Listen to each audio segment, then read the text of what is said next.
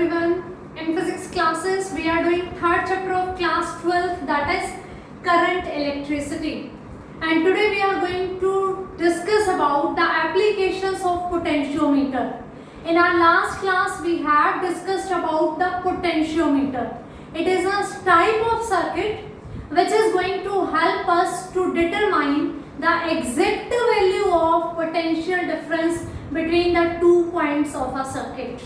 So with the help of potentiometer, we can find out the potential difference of a cell, of a circuit. We can compare the EMFs of the two cells. We can find out the internal resistance of a cell. So in this class, we are going to do the two applications of the potentiometer. The first one is to determine the potential difference of a cell or to compare the EMF of the two cells. So let's start with the first one, that is determination of potential difference using potentiometer. If I hide this part, this one is representing the auxiliary circuit or the basic circuit of the potentiometer. This is a wire of constant or magnesium selected due to its quality, that its temperature coefficient is very small. With the change of temperature, its resistance is not showing a big change in its resistance. Very small change will be there, which is negligible. Here we have connected with a battery to start flowing the current through the circuit. Ammeter is for looking for the constant value of current. Here we have to maintain the constant current through the circuit, and this rheostat is going to help us to maintain this current constant. So this is about the basic circuit of the potentiometer. Okay, now here we connected it with a cell whose whose potentiometer we have to find out. Of course, it's the internal resistance we are also going to find out with the help of potentiometer, but that thing we will discuss in our next class. Here we are going to find out the potential difference of this cell. I have connected a key K and a resistance R. Okay, and connected this thing with a galvanometer, and this galvanometer's another end is connected with a jockey. This jockey we are going to put on the different places of this wire.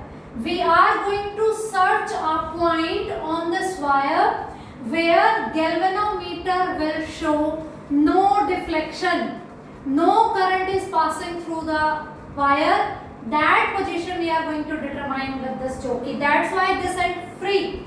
We are going to put this jockey at different places. Okay, so we are going to find out this value of the resistance. Student, this potentiometer, not theoretically only, experimentally also it is going to help you a lot, because in 12th class you have practicals of potentiometer also. You are going to compare the EMF of the two cells. You are going to find out the internal resistance of a cell. So you have to know that how can you design this circuit. Okay, in this circuit 2 points are very important. The first one is this battery should always be greater than as compared to the cell you are connecting here. Okay, this is for our measurement, for our checking, and this is for the maintenance of this circuit, how this circuit is going to work. Its potential always should be greater than this one, otherwise you will never find null point in the circuit.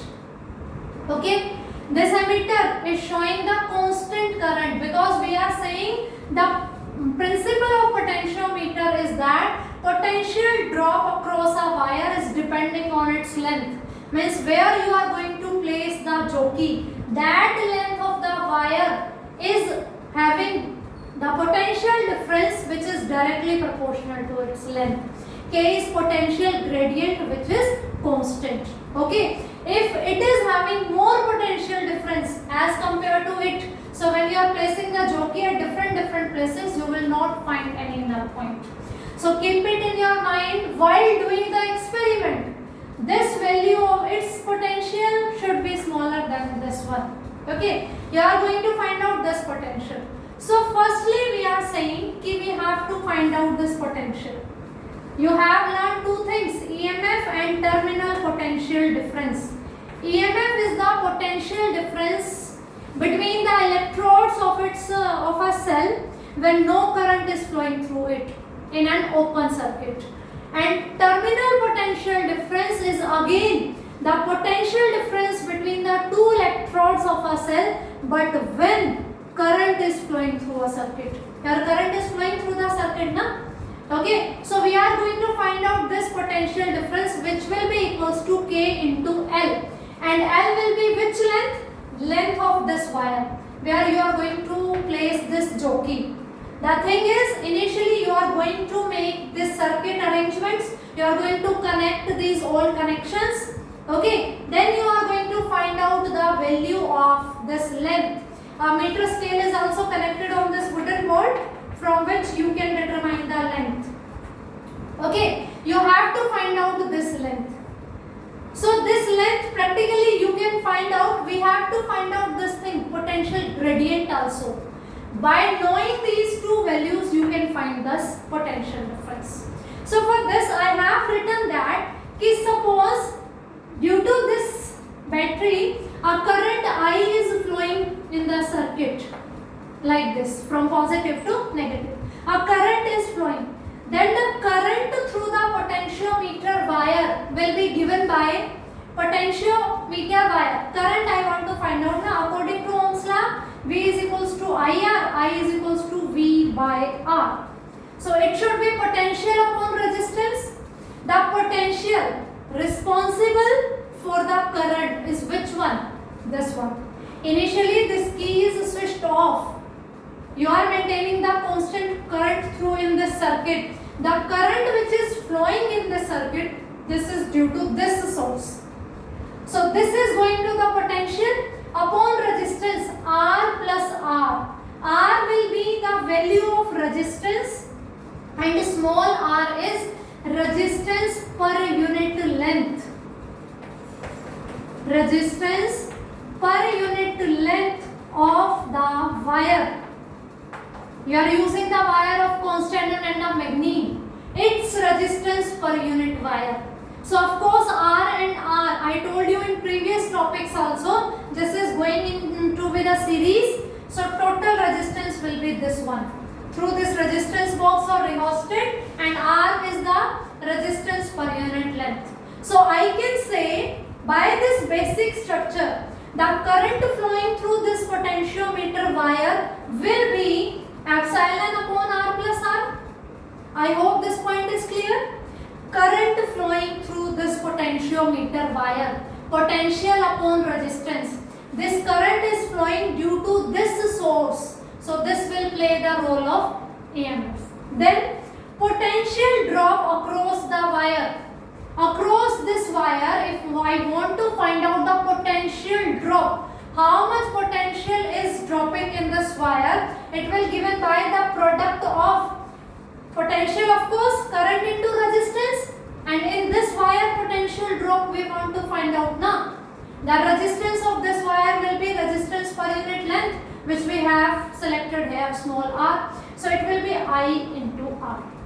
Current is this one, we are going to multiply it with R. So this will be the potential drop across this wire due to this one. Its EMF is E and potential drop across this wire. Of course V is going to smaller than the epsilon. Terminal potential difference is less than the EMF. Okay. Then what we are going to do? We are going to find out the potential gradient. Potential gradient is potential drop per unit length. Its length we are saying na in different lab you will find the potentiometer wire of 4 meter, 8 meter, 10 meter, 16 meter, 12 meter. So this total L is representing the length of potentiometer wire. So this is the potential drop across this wire, and potential drop per unit length will be this one. Why we are finding potential drop per unit length? Because that is the potential gradient potential per unit length. V is the potential in total length. L is the total length of this wire. Then K is potential gradient per unit length. So that's why we are dividing this thing by L. Now this is the potential gradient per unit length of this wire. Then we will switch on this key. We are means now this current is passing through this one. This potential drop we will find out. For this we are going to place the jockey at different points. You have to stop the jockey where we have null deflection in the galvanometer. No current is flowing. Suppose no current is flowing, no energy is wasting.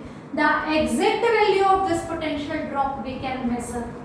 So then this potential gradient K into that length where the jockey, where the galvanometer is showing null deflection, this product will give us the potential difference of this cell.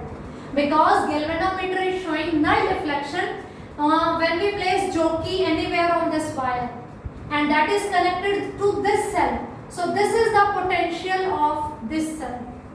Okay, we can write it V dash. V dash is equals to K into L. Okay, I am repeating the steps. Firstly, this key is off. We are talking about the basic structure of potentiometer as we have discussed in our previous class when we were discussing the potentiometer. Okay, current is flowing through the circuit. How much current is flowing through this potentiometer wire? That will be potential upon resistance. So potential is means of this is the main source of this current. So epsilon upon R plus R.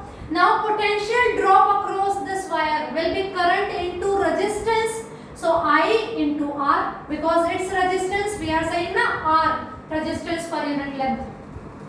Then potential gradient, that is potential per unit length. So we are going to divide this potential by L. Now we are going to switch on this K. We place jockey at different points. We find the potential. Now this potential V is equals to K into L. Okay, by finding this value L, you can find the potential. Of course, for this basic circuit, this K is going to be constant till the constant current is flowing through the circuit. So by doing this process, you can find out the potential difference of this cell. And this will be the exact value of potential difference between these 2 points. Why? Because galvanometer is showing null deflection. No current is flowing. That is the case of ideal voltmeter. Na? Its resistance should be infinite. No current should be flow through the circuit. Then the potential difference will be the exact value. So that's why we are using potentiometer. So this is about how can we determine the potential difference of a cell, and it will give us the exact value. Now using the same mechanism, we are going to do the second application of potentiometer, that is to compare the EMFs of 2 cells. Okay, here again this is representing the basic structure. This is the potentiometer wire of length 4 meter. A source of EMF is connected, a meter in series, and rheostat is there. Okay, again we are going to draw the constant current across this circuit. Then see what we have done. We have connected this end to the 2 cells whose EMFs we have to compare. A cell 1, a cell 2. Suppose its EMF is epsilon 1, its EMF is epsilon 2. We are using a two-way key. If I am connecting this one with this, so this cell is in the circuit.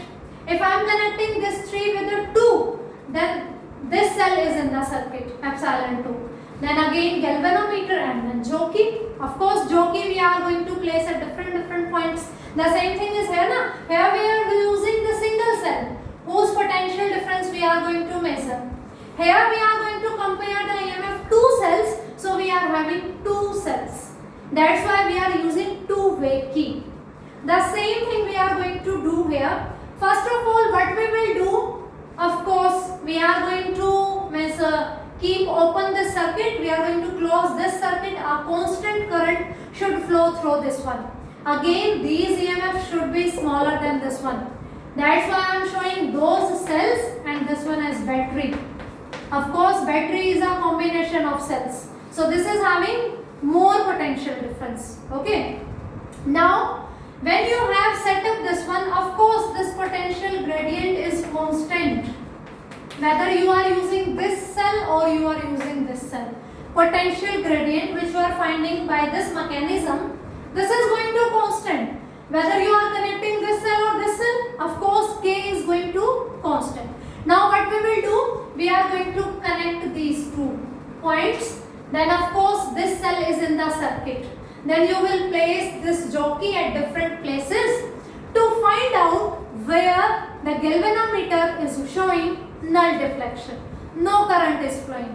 Okay. Then you will measure that length. Suppose that length is L1. Okay. So you will write epsilon 1 because this cell is in the circuit. Epsilon 1 will be equals to KL1. Here we were saying that V is equals to KL. V dash was the potential difference of this one. Potential gradient we have find out. Then we are multiplying with the length L where galvanometer was showing null deflection. Same we are doing here. Here we are connecting this cell in the circuit and we are placing this jockey at different places. When galvanometer is showing null deflection, note that length. Suppose that length is L1. Suppose you are placing this wire here. So this is the length L1 and this is in the circuit. So epsilon 1 is equals to KL1. Now what will you do? We are going to open these connections. Then we are going to connect these two. When you connect these two, what happens? This cell is in the circuit. This is having no role. When this cell is in the circuit, of course this K potential gradient, this is due to this circuit, basic circuit, auxiliary circuit of the potentiometer. It will again same. Then you will place this jockey different places. Suppose now you are placing here. So this length plus this length is showing length L2 suppose. Then its potential difference will be epsilon 2 is equals to KL2. Look, K, we have find out the current epsilon is of this one potential difference. R plus R, then potential drop, then potential per unit length. Total length is the same. Okay, this is due to the basic structure. So K is going to be constant. Whatever cell you are using, whichever cell you are using. So firstly you are connecting galvanometer with this one, placing the jockey, finding the null deflection and measuring that length L1. Then you are measuring the length L2 when you are connecting this with the cell E2. Okay, so in first case you have find out first length using this cell, galvanometer showing null deflection. Then you are connecting this galvanometer with this cell. Okay, this will give us the potential difference of second cell by showing null deflection. So it will be epsilon 2. K will be constant for both. अगर आपको ये concept clear हुआ है, then of course this K is constant for both. You are getting this point. Then what to do? Just divide these two equations. What happens? Epsilon 1 upon epsilon 2 is equals to KL1 upon KL2. K will cancel because it will be same in the both cases. So epsilon 1 upon epsilon 2 is equals to L1 upon L2. How easy! Practically, इन दोनों switches को connect किया, placing jockey on the wire, you have to check where the galvanometer is showing no current, no deflection. Then using this cell, doing the same process, two lengths you are having, divide these two lengths. This ratio of these two lengths will give us the ratio of these two EMF. So you can compare the EMF of the two cells using the potentiometer. Okay, K is same for the both. And I told you when we were discussing the potentiometer, this wire is connected in the series. These copper strips are internally connected with each other under the wooden platform on which this potentiometer wire is there. If we are keeping a 4 meter wire long, of course this apparatus is going to be very, of very big size. So how can you are going to deal with it? That's why we are using this zigzag method of combination of the wire. We are having a long beams. We have to take in meter bridge. We are using the length of 1 meter. But in potentiometer we are using the wire. I am told you in the previous class also 4 meter, 8 meter, 10 meter. You are thinking ना कि क्यों ले रहे हैं इतना लंबा? Why not 1 meter like in the meter bridge? This thing I told you in previous class also. We are going to discuss it when we will discuss about the sensitivity of the potentiometer. This length should be bigger to get the more sensitive potentiometer for exact value of the potentiometer. Okay, so that thing we will discuss later. Till then keep it in your mind, this length should be big. That's why, and for keeping the length big and maintaining the size of the apparatus shorter, we are combining this one like this. A meter scale is connected on it. So if you are finding null point here or here, you have to add these two lengths also. 100 plus here, 200 plus here, 300 plus here. Okay, in centimeter. So I hope these two concepts are clear to you. You can find out the potential difference of a cell. By same method you can find out. Means if you are doing this practical, then there is a need seriously to find out the gradient. Here we are finding the potential gradient because in answer we need. But here we do not need potential gradient. हमें चाहिए ही नहीं. क्यों? क्योंकि potential gradient तो इस basic structure की वजह से है. That is same. That remains same till the constant current is flowing. Okay. This is for the measurement of these two EMF. So K is same for this one, for this one. We have to compare. That's why we are dividing this, and this K will cancel out. So what to do with potential gradient? When you are going to do this practical, you are not going to find out the potential gradient. You have to just connect the circuit using these connections. Just keep the jockey here by connecting these two, find length L1. Similarly, connect these two, then place jockey, find the length L2, where galvanometer is showing no deflection. This ratio of L1, L2 just simply give you the value of comparison of EMF. No need to find out the potential gradient there. So practically when you are going to do this, it is going to be very easy. If you are maintaining a constant current through the circuit, this battery should be greater than these cells. Means its EMF should be greater than this one. When you are going to perform these practicals in the lab, then you are going to understand this concept means more accurately, more properly. Okay, so two applications we have discussed of the potentiometer, determination of potential difference and comparison of EMF. In next class we are going to discuss about how to determine internal resistance of a cell using potentiometer. Then we will discuss the comparison of voltmeter and potentiometer and the sensitivity of the potentiometer. So I hope this is sufficient for this class. Revise these two classes, previous one and this one, of potentiometer, because all these are interrelated. If you know this one, then you are going to find out this thing, no? So, and this thing you can understand when you have the knowledge of basic structure of the potentiometer. So keep revising, students. This concept is going to be really very easy for you if you are doing continuous practice for the topics. And if you are in a relaxing mode, okay, we will do tomorrow and tomorrow never come. Okay, today you have to do the work. If you want proper good marks, good scores in your DMC, then do hard work. It's September now. Best of luck everyone. Start revising. Revise this topic.